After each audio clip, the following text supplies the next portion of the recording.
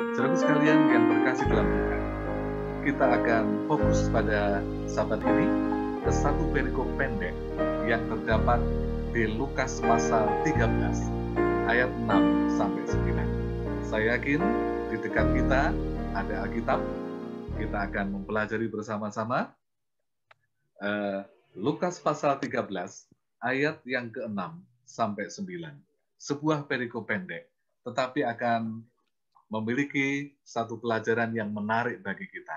Bagaimana kasih Tuhan kepada kita. Kalau sudah dapat, mari kita membaca bersama-sama. Lukas 13 ayat 6 sampai 9. Kita baca bersama-sama. Lalu Yesus mengatakan perumpamaan ini.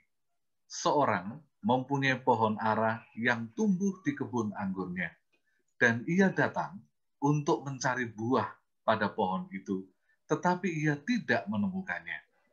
Lalu ia berkata kepada pengurus kebun anggur itu, "Sudah 3 tahun aku datang mencari buah pada pohon ara ini, dan aku tidak menemukannya. Tebanglah pohon ini. Untuk apa ia hidup di tanah ini dengan percuma?" Jawab orang itu, "Tuan, biarkanlah dia tumbuh tahun ini lagi. Aku akan mencangkul tanah sekeliling dan akan memberi pupuk kepadanya." Ayat yang ke-9, mungkin tahun depan ia berbuah. Jika tidak, tebanglah dia. Saudara sekalian, karena ini adalah sebuah perumpamaan, maka ada makna yang harus kita pelajari. Ya, dan pada zaman Yesus, perumpamaan ini mengarah kepada orang-orang Yahudi, tetapi mengandung beberapa pelajaran penting bagi kita, umat Tuhan di akhir zaman ini. Baik kita secara jemaat maupun kita secara pribadi. Sebelum kita lanjutkan, mari kita tunduk kepala dan berdoa. Bapa kami yang bertahta dalam kerajaan sorga, terima kasih untuk sahabat istimewa yang Tuhan anugerahkan kepada kami bersama dengan umat-umat Tuhan di Jemaat Batu Ampar.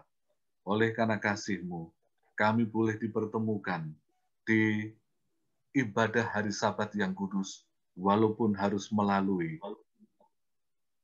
online pada saat ini. Tapi kami percaya, Roh Kudus mengurapi kami.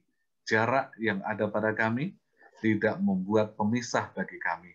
Tetapi Roh Kudus akan menolong kami untuk mengerti pelajaran yang sama, agar kami boleh semakin dekat dengan Tuhan. Mengampuni kami, ya Bapa, di dalam nama Tuhan Yesus. Amin. Baik, saudara sekalian, di dalam perikop ini ditunjukkan bahwa ada pohon ara, tetapi ada juga kebun anggur. Nah, ketika pohon ara dan kebun anggur itu disebut bersama-sama, maka di dalam Alkitab itu memiliki arti yang luar biasa, yaitu sebuah hidup yang berkelimpahan atau hidup yang makmur. Ya, jadi pohon ara, kebun anggur dijadikan satu, disebut bersama-sama, melambangkan kemakmuran yang datang dari Tuhan. Kalau kita membaca di dalam 1 Raja-Raja 4 ayat 25, 1 Raja-Raja 4 ayat 25, maka di sana diberitakan sebagai berikut. Orang Yahuda dan Israel akan diam dengan tentram, masing-masing sama diam di bawah pohon anggur dan pohon aranya. Melihat yang di gereja orang Yahuda dan Israel diam dengan tentram, masing-masing diam di bawah pohon anggur dan pohon ara. Nah, di Perjanjian Baru juga disebutkan tentang pohon ara ini yang melambangkan bahwa kegiatan rohani yang sedang dilakukan. Ketika Yesus berkata kepada Nathanael di dalam Yohanes 1 ayat 48, Yohanes 1 ayat 48, Yesus menyebut Nathanael yang sedang belajar firman Tuhan. Itu dengan istilah duduk di bawah pohon ara. Dikatakan begini, sebelum Filipus memanggil engkau, aku melihat engkau di bawah pohon ara. Ini adalah sebuah kiasan yang meninggikan atau mengangkat orang. Kenapa? Karena kegiatan duduk di bawah pohon ara itu adalah sebuah istilah. Jadi Yesus ingin menyebut Filipus, ingin menyebut bahwa sebelum Filipus memanggil Natanael, Yesus telah melihat Natanael sedang belajar firman Tuhan. Nah, ketika kita saat ini, sahabat ini, juga sedang belajar firman Tuhan, maka dalam bahasa perjanjian baru, kita akan disebut Jemaat Batu Ampar pada Sabat ini sedang duduk di bawah pohon ara. Artinya apa? Sedang belajar firman Tuhan. Saudaraku sekalian, melalui pohon ara dan kebun anggur, Yesus ingin mengajarkan kepada kita kebenaran, sebuah kebenaran tentang kondisi umatnya. Baik di zaman Yesus hidup pada waktu itu, maupun di zaman akhir, di mana kita hidup sekarang ini. Sekarang, saudara sekalian, mari kita kembali ke pokok pembahasan kita. Kita arahkan perhatian kita ke Lukas pasal 13, ayat yang ke-6. Lukas pasal 13, ayat yang ke-6. Mari kita buka sama-sama Alkitab kita. Dan kita baca kembali bagian pertamanya. Lukas 13 ayat 6 dikatakan sebagai berikut. Yesus mengatakan perumpamaan ini. Seorang mempunyai pohon ara yang tumbuh di kebun anggurnya. Nah, ini adalah sesuatu yang tidak normal. Sebuah pernyataan yang aneh, tidak lazim. Kenapa? Karena pohon ara ada di tengah-tengah kebun anggur. Kenapa tidak lazim? Karena kedua tumbuhan ini memiliki karakteristik yang sangat berlawanan. Baik, yang pertama, mari kita lihat secara ringkas. Apa itu anggur? Ya. Kata anggur menjadi nama terbanyak untuk buah yang disebut dalam Alkitab. Dicatat dalam Alkitab, kata anggur itu 340 kali. Jadi ini menempati urutan pertama. Nah, sedangkan pohon anggur dan kebun anggur ternyata juga tercatat terbanyak dalam Alkitab. 112 kali. Anggur adalah buah favorit, baik dalam perjanjian lama maupun perjanjian baru. Biasanya, anggur ini dibudidayakan di kebun supaya menghasilkan kualitas yang terbaik.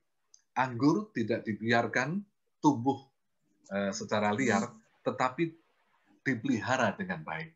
Ya. Buahnya, kita sudah tahu, buah anggur sampai hari ini. Untuk minuman, untuk makanan, dan untuk obat-obatan.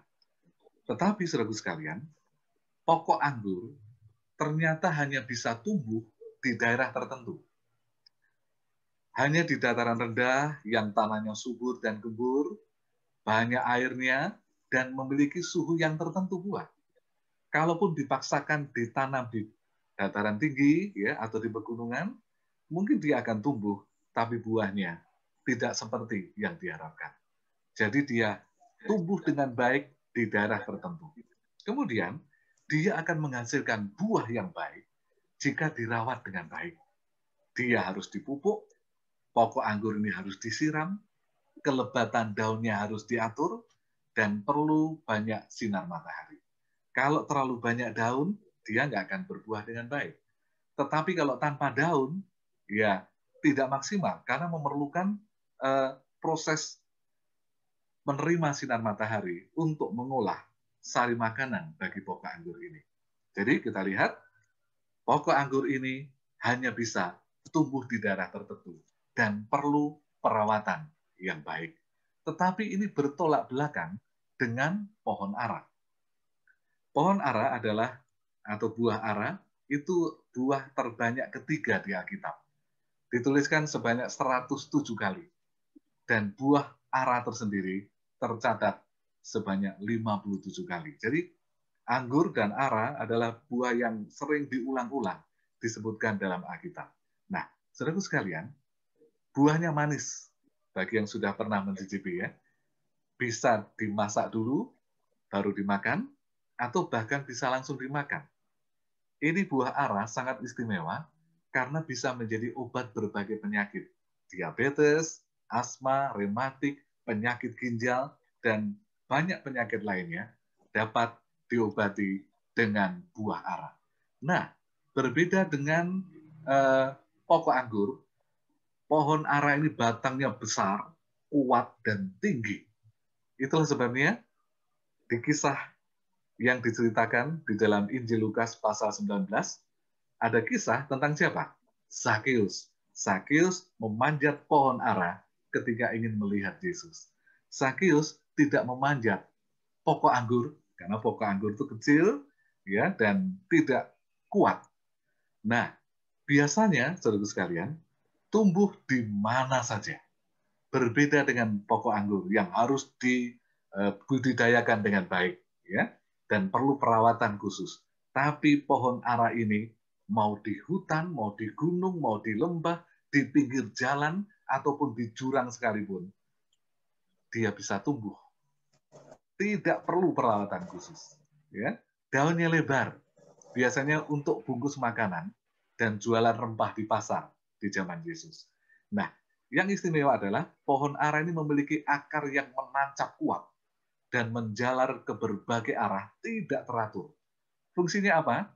Menyerap air sebanyak-banyaknya dan juga menyerap sari-sari makanan yang ada di sekitarnya. Daunnya yang sangat banyak itu penting. Kenapa? Karena salah satu ciri bahwa pohon ara berbuah adalah dengan daun yang lebat. Sekarang saudara sekalian, kembali ke ayat yang kita sudah baca tadi.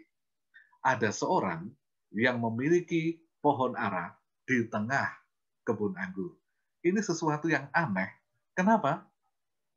Karena pohon ara itu akan menyedot terlalu banyak air, akan menyedot nutrisi yang seharusnya dinikmati pohon-pohon anggur di kebun itu.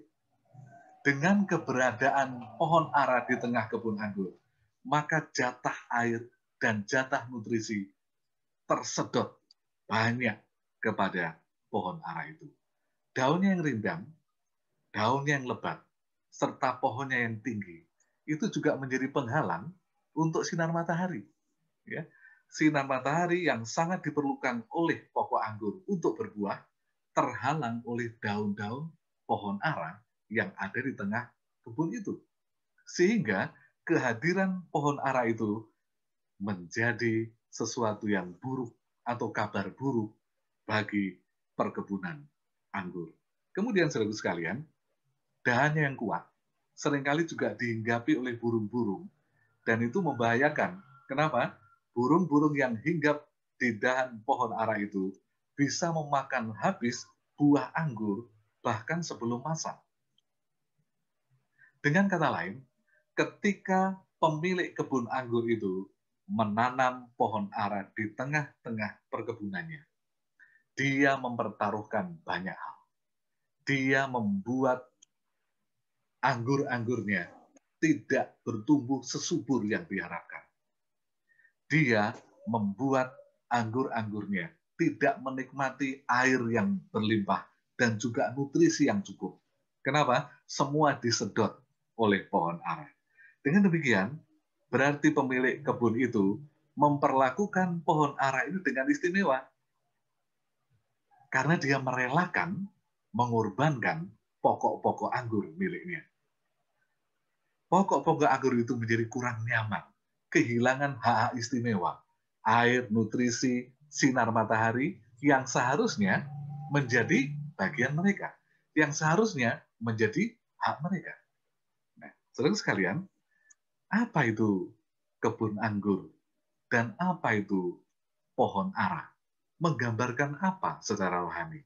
Ingat, ini adalah sebuah perumpamaan. Berarti kita harus mencari tahu arti di balik perumpamaan itu. Mari kita membuka di dalam Yesaya pasal 5 ayat 7. Yesaya pasal 5 ayat 7, di sana disebutkan begini. Sebab kebun anggur Tuhan semesta alam ialah kaum Israel dan orang Yehuda ialah tanaman-tanaman kegemarannya. Oh, langsung kita dapat sekarang.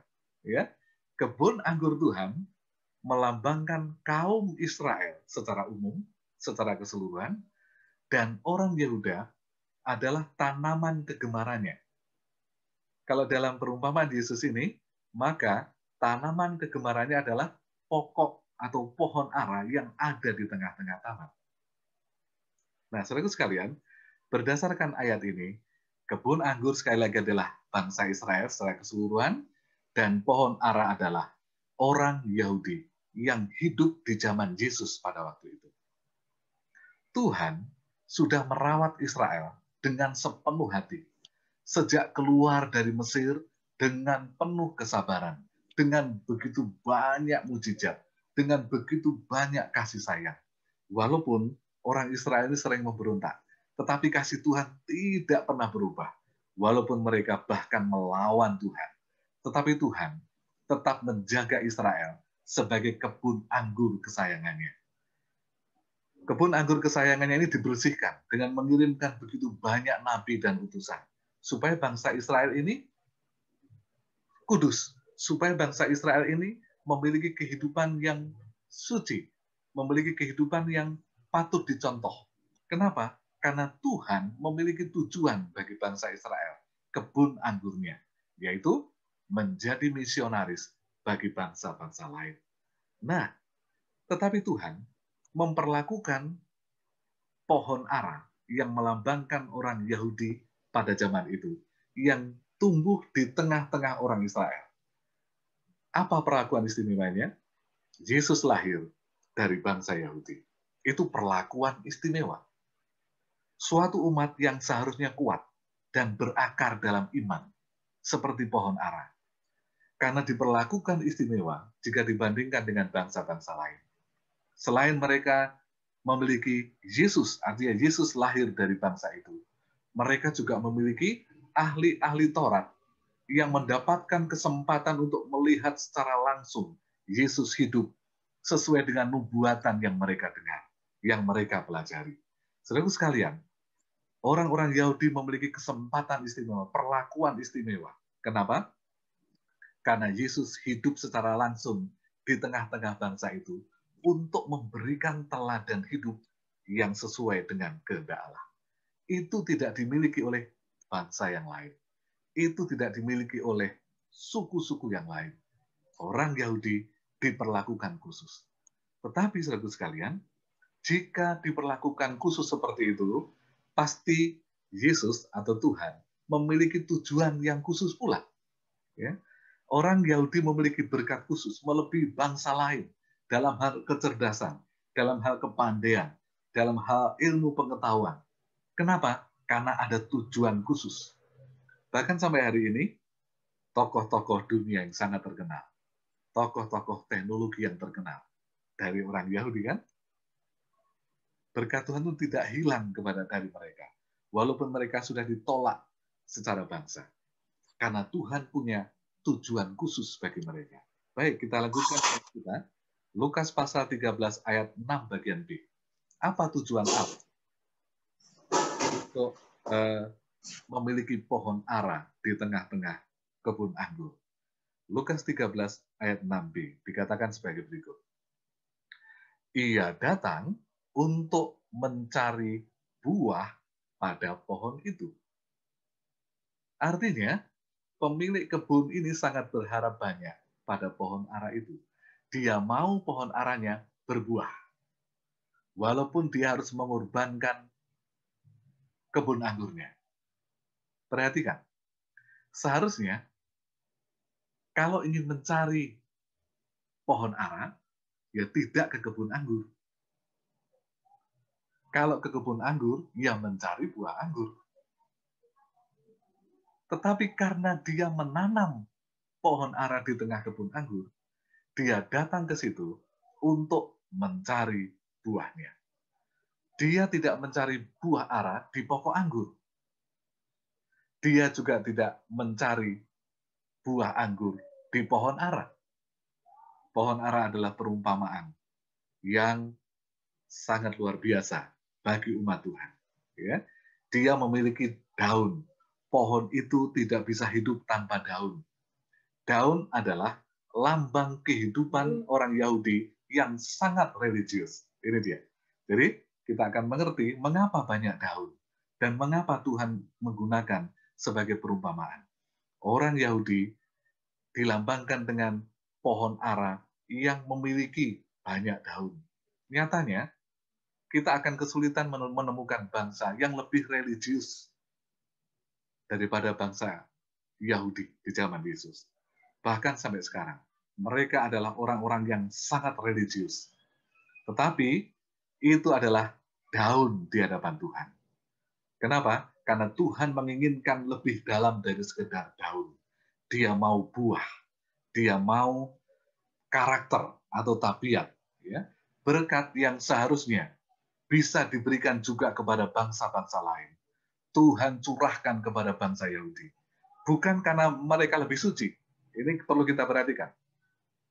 Tuhan memilih bangsa Yahudi bukan karena mereka lebih suci atau mereka lebih baik, tetapi karena Tuhan memiliki tujuan khusus agar bangsa itu menerima Yesus, berbuah, dan menjadi terang bagi banyak orang. Ada aplikasi yang perlu kita renungkan. Yang pertama, di dalam buku perumpamaan Tuhan Yesus, halaman 217, perumpamaan Tuhan Yesus halaman 217, memberikan satu penjabaran yang lebih luas lagi. Seluruh dunia adalah kebun anggurnya. Ya, Allah menyatakan bahwa seluruh dunia adalah kebun anggurnya.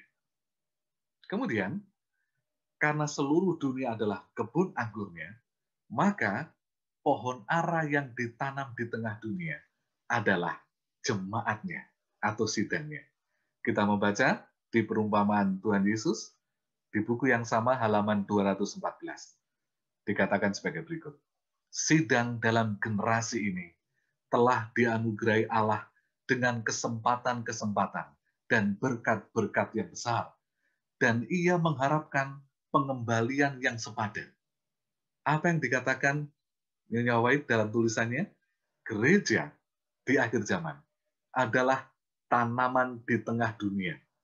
Tuhan memberikan berkat istimewa kepada gerejanya. Tuhan memberikan hal-hal yang khusus kepada gerejanya dengan satu tujuan, berbuah. Untuk apa? Untuk menjadi berkat bagi dunia.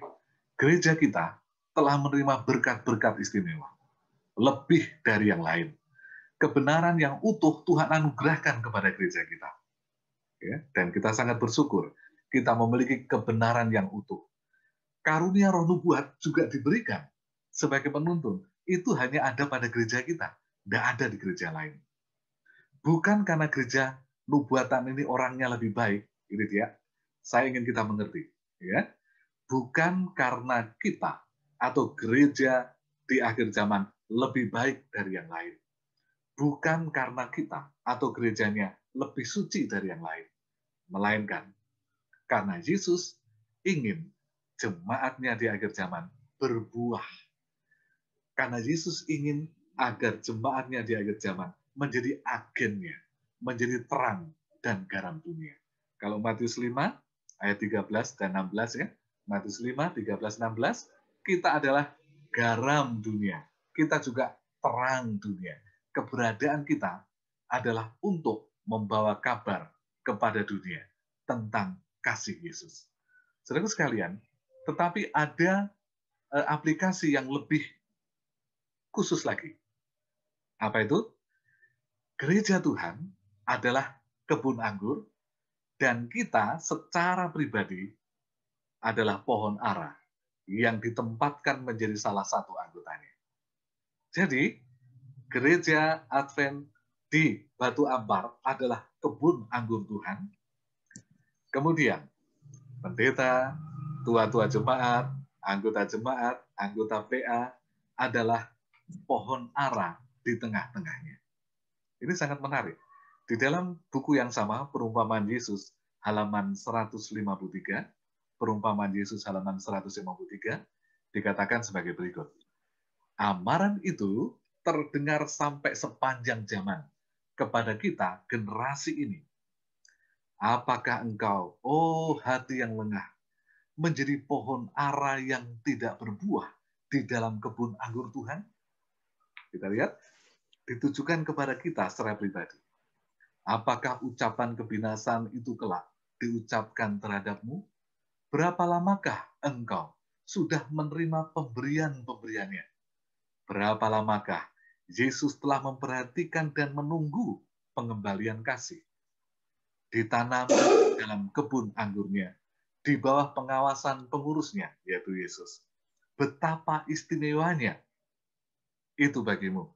Berapa seringkah kabar Injil yang lemah lembut menggetarkan hatimu? Perhatikan yang ini. Engkau telah menerima nama Yesus secara lahir. Engkau adalah seorang anggota sidang yang merupakan tubuhnya. Namun engkau menyadari tidak ada hubungan yang hidup dalam hati kasih yang agung. Saudara sekalian, secara khusus hari ini diingatkan bahwa saya adalah orang yang istimewa di hadapan Tuhan. Bahwa saudara secara pribadi adalah orang yang istimewa di hadapan Tuhan. Kenapa? Karena Tuhan dengan sengaja menanam kita di kebun anggurnya di sebuah jemaat. Tuhan dengan sengaja menempatkan kita di tengah-tengah jemaat. Untuk apa? Untuk berbuah.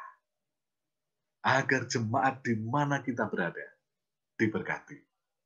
Saudara sekalian, masing-masing kita telah dipilih oleh Allah menjadi umatnya ketika kita menerima Yesus sebagai Juru Selamat. Masing-masing kita diberkati dengan karunia berbeda. Ya, kalau kita baca 1 Korintus 12 dan 1 Korintus 14, masing-masing kita menerima karunia rohani yang berbeda. Masing-masing kita telah diberkati dengan kadar yang berbeda. Dengan jenis yang dan berkat yang berbeda pula. Ada yang dipercaya dengan kefasihan bicara, ada yang dipercaya dengan mengelola keuangan dengan baik, ada yang dipercaya dengan pelayanan yang baik, semua berbeda-beda. Tetapi dengan satu tujuan, ya, kehadiran kita sebagai pokok atau pohon ara menjadi berkat bagi kebun anggur Tuhan, jemaat di mana kita berada. Tetapi ingat, saudara sekalian, ketika Tuhan mempercayakan berkat istimewa kepada saya dan saudara, itu bukan karena saya dan saudara lebih baik dari yang lain. Ya, melainkan karena Yesus ingin kita berbuah. Yesus ingin kehadiran kita menjadi berkat bagi anggota-anggota yang lain. Daun-daun kita yang banyak ketika jatuh sekalipun akan menjadi pupuk alami yang sangat berharga bagi anggota di jemaat kebun anggur Tuhan. Ranting-ranting kita, kalaupun itu sudah kering, bisa dibuat untuk menjadi penopang bagi pokok-pokok anggur di sekitar kita. Intinya, kehadiran kita harus menjadi berkat. Kehadiran kita harus menjadi alat bagi Tuhan untuk mengabarkan kasih karunia Allah. Tetapi, mari kita baca ayat 6c. Lukas pasal 13 ayat 6c. Dikatakan sebagai berikut. Ia datang untuk mencari buah pada pohon itu, tetapi ia tidak menemukannya. Sayang sekali, kerinduan Tuhan kepada bangsa Yehuda untuk berbuah tidak didapati. Saudara sekalian, dikatakan juga dalam perumpamaan Yesus halaman 153 dikatakan begini, engkau telah menerima nama Kristus secara lahir. Engkau adalah anggota sidang yang merupakan tubuhnya. Namun engkau menyadari tidak ada hubungan yang hidup dengan hati kasih agung. Aliran hidupnya tidak mengalir melalui dirimu. Rahmat yang manis dari tabiatnya, buah-buah roh tidak terlihat dalam kehidupanmu. Orang Yahudi terlalu bangga dengan daun-daunnya yang hebat, dengan kehidupan agama yang luar biasa. Tetapi dia lupa tujuan Allah memberkati mereka untuk berbuah, mempraktikkan kehidupan Yesus sehari-hari. Bahkan mereka menolak Yesus dan tidak peduli kepada sesama. Gereja di akhir zaman, jangan-jangan kita juga bangga dengan daun-daun kerohanian kita. Seperti yang dikhawatirkan oleh Yesus di Wahyu 3:17. Karena engkau berkata, aku kaya, dan aku telah memperkayakan diriku. Wahyu 3:17 ya. Dan aku tidak kekurangan apa-apa. Dan karena engkau tidak tahu bahwa engkau melarat, engkau malang, miskin, buta, dan telanjang. Yesus mengkhawatirkan kita, jemaatnya.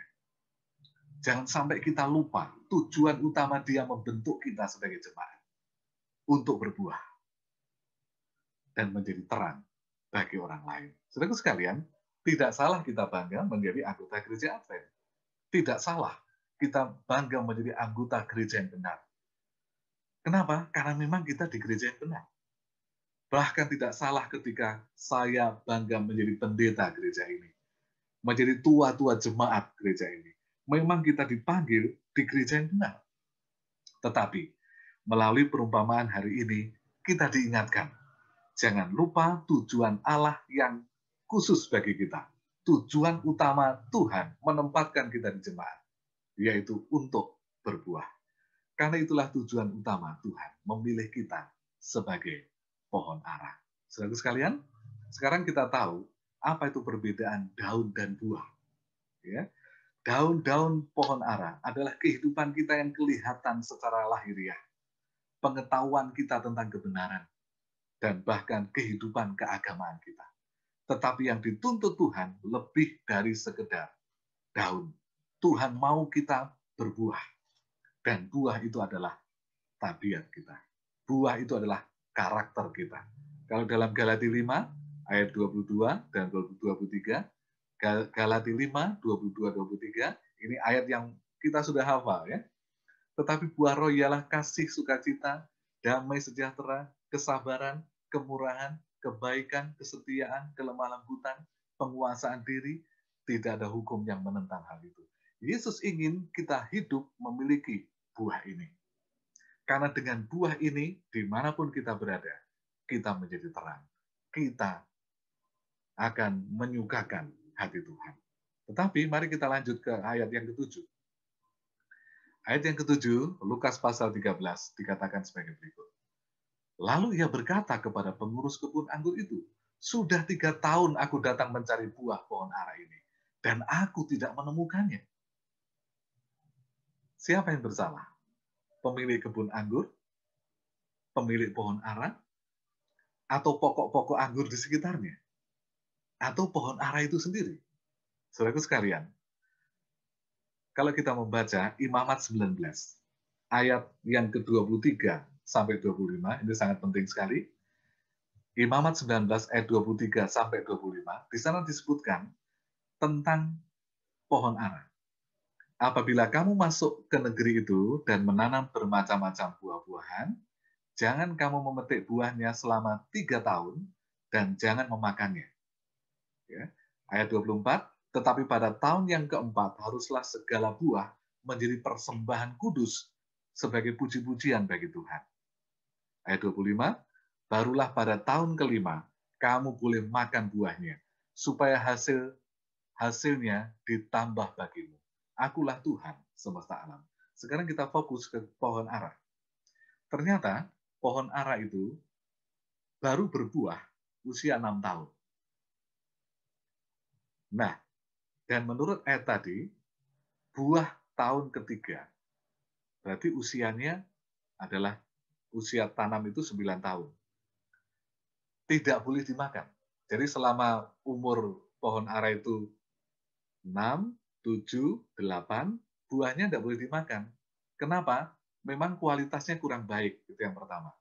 Yang kedua, biasanya buah-buah pohon ara selama 3 tahun pertama berbuah, itu digunakan untuk pupuk dan untuk makanan binatang.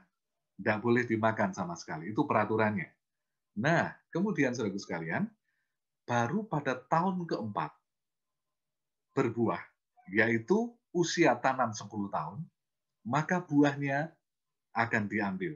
Tapi nggak boleh dinikmati pemiliknya. Itu harus dibawa ke bait suci untuk persembahan. Setelah itu, pada waktu usia tanam 11 tahun, tahun yang kelima, baru bisa dinikmati oleh pemiliknya. Jadi, pemilik kebun anggur ini sudah sangat lama menunggu. 6 tahun menunggu, ditambah dengan 3 tahun berbuah tidak boleh diambil, itu sudah penantian yang luar biasa. Tahun keempat, ketika usia pohon ara 10 tahun, pemilik kebun itu baru datang untuk mengambil buahnya, untuk dipersembahkan. Tapi menurut perumpamaan ini, tidak berbuah juga. Kedatangannya ke kebun bukan untuk menikmati hasil, tetapi untuk mengambil, menjadikan persembahan. Tapi itu pun tidak didapat. Yesus meminta kita berbuah, bukan untuk menikmati hasil dari kehidupan kita. Dia hanya mencari agar kita berbuah untuk persembahan kepada Tuhan. Ya. Kalau dalam 1 Petrus 2 ayat 5, 1 Petrus 2 ayat 5, dan biarlah kamu juga dipergunakan sebagai batu hidup untuk pembangunan sebuah rumah rohani bagi suatu imamat kudus untuk mempersembahkan persembahan rohani yang karena Yesus Kristus berkenan kepada Allah. Kita dilambangkan dengan batu, dan rumah Allah di gereja dilambangkan dengan bangunan-bangunan dari batu. Masing-masing kita adalah batu di bangunan itu. Tujuannya apa? Untuk mempersembahkan persembahan rohani. Yesus bahkan bukan mengharapkan untuk menikmati buah-buah kita. Tetapi dia hanya mau agar kita berbuah untuk dipersembahkan dan juga dinikmati oleh orang di sekitar kita. Agar melalui kehidupan kita, mereka merasakan kasih Allah. Bagian terakhir dari renungan kita, akhirnya ketika pemilik itu tidak mendapatkan buah dari pohon ara, dia memerintahkan satu perintah yang sangat luar biasa. Ayat 7, lalu ia berkata kepada pengurus kebun itu, sudah 3 tahun aku datang mencari buah pohon ara ini, dan aku tidak mendapatkannya. Tebanglah pohon itu. Untuk apa ia hidup di tanah ini dengan percuma? Saudara sekalian, mungkin kalau kita pikirkan begini, berarti Tuhan itu kejam. Kalau kita nggak berbuah langsung ditebang. Kalau kita tidak menghasilkan buah rohani, ditebang. Apakah demikian? Saudara sekalian, memang menebang pohon ara adalah tindakan yang drastis. Tetapi ingat, kebun itu miliknya. Semua tanaman di dalamnya, baik pokok anggur maupun pohon ara itu sendiri, miliknya. Dia bisa melakukannya sesuka hatinya. Dia tahu yang terbaik, apa yang dia lakukan. Jangan lupa, saya dan saudara secara pribadi adalah miliknya. Dan dia tahu yang terbaik bagi kita. Dia tahu sebenarnya kita bisa berbuah. Dia tahu kita dirancang olehnya untuk sanggup berbuah. Oleh karena itu, dia mengharap kita berbuah. Kenapa?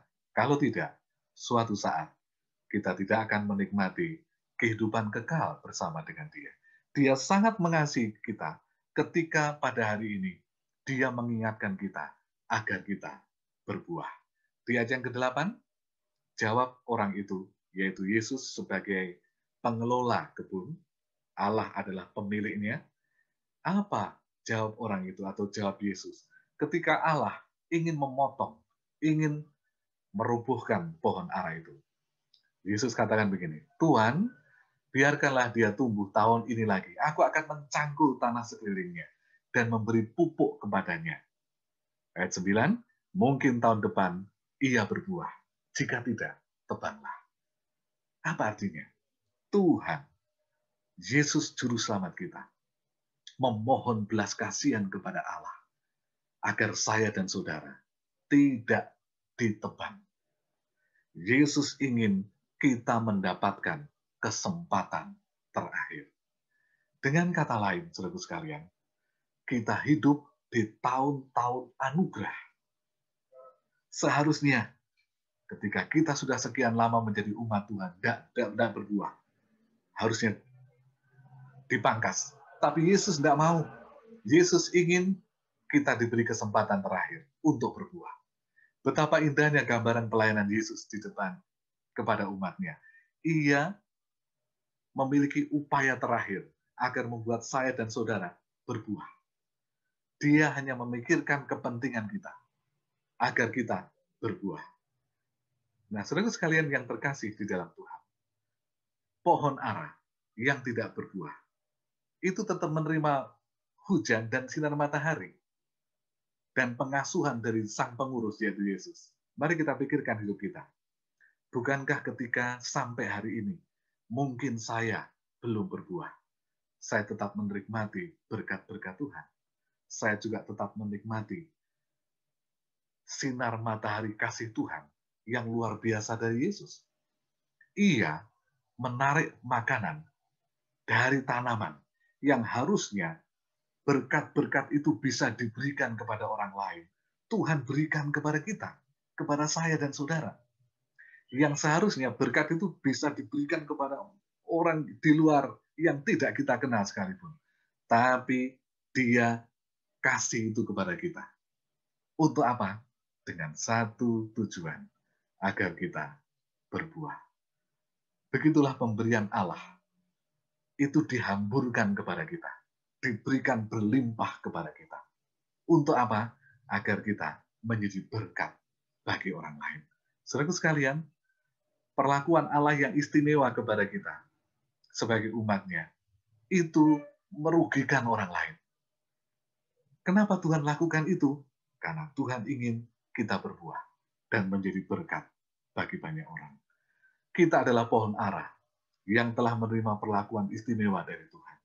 Dia punya rencana istimewa juga kepada saya dan saudara untuk berbuah.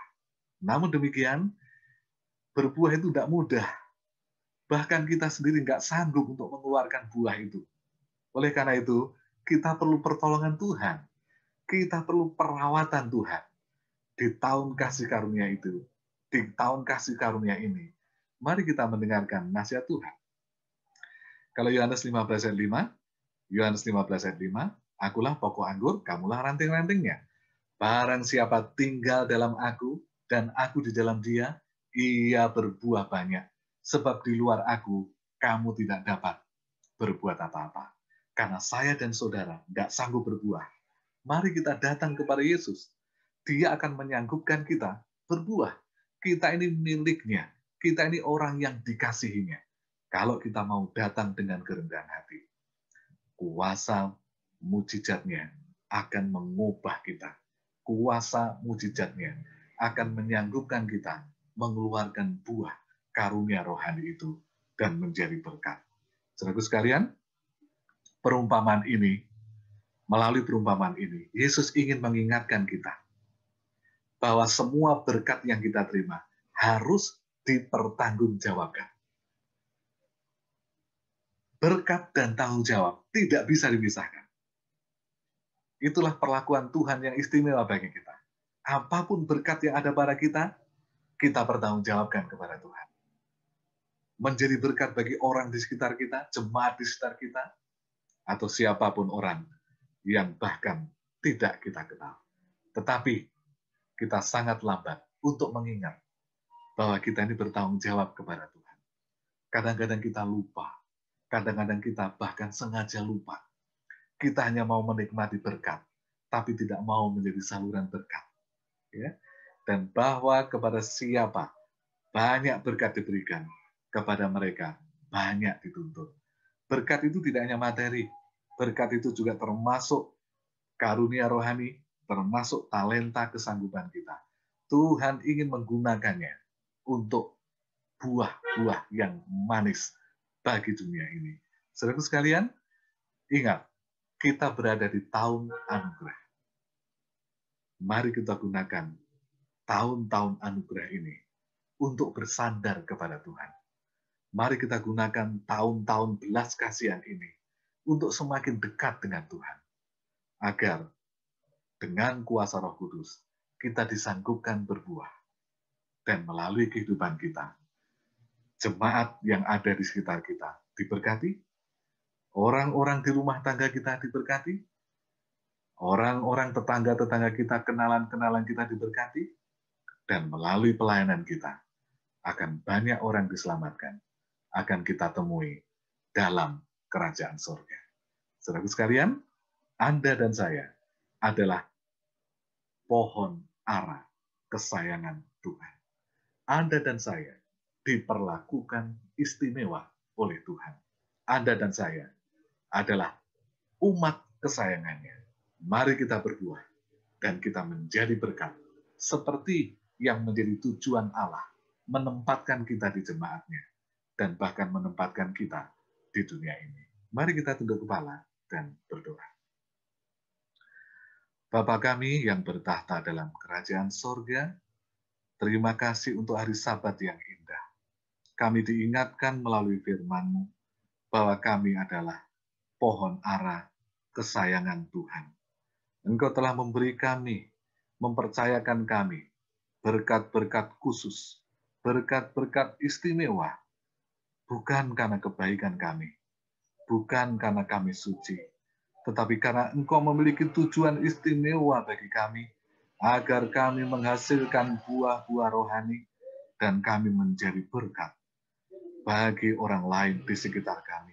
Kehadiran kami menjadi berkat bagi jemaat di mana kami berada. Kehadiran kami menjadi berkat bagi rumah tangga di mana kami berada. Kehadiran kami menjadi berkat dimanapun kami menemui orang lain. Kami rindu dengan kuasa Roh Kudus. Kami tidak terlena dengan daun-daun yang indah, daun-daun kehidupan kerohanian yang ada pada kami. Kami ingin mengingat hari ini ya Tuhan, bahwa Engkau ingin kami berbuah. Roh Kudus menolong kami, menyanggupkan kami untuk berbuah. Dan kami ingin di sisa hidup kami, di tahun penuh anugerah ini, kami bermanfaat bagi pekerjaan pelayanan-Mu. Berkati jemaat Tuhan di Batu Ampar, berkati pendeta dan keluarga, berkati tua-tua jemaat dan rumah tangga masing-masing, berkati seluruh anggota jemaat, orang-orang muda, anak-anak yang ada di jemaat ini, berkati dengan kasih-Mu, pimpinan Roh Kudus yang akan menyanggupkan semua umat Tuhan berbuah di dalam Tuhan. Terima kasih Bapa. Ampuni kami jika selama waktu-waktu berlalu Tuhan telah menunggu sekian lama, tapi kami tidak berbuah.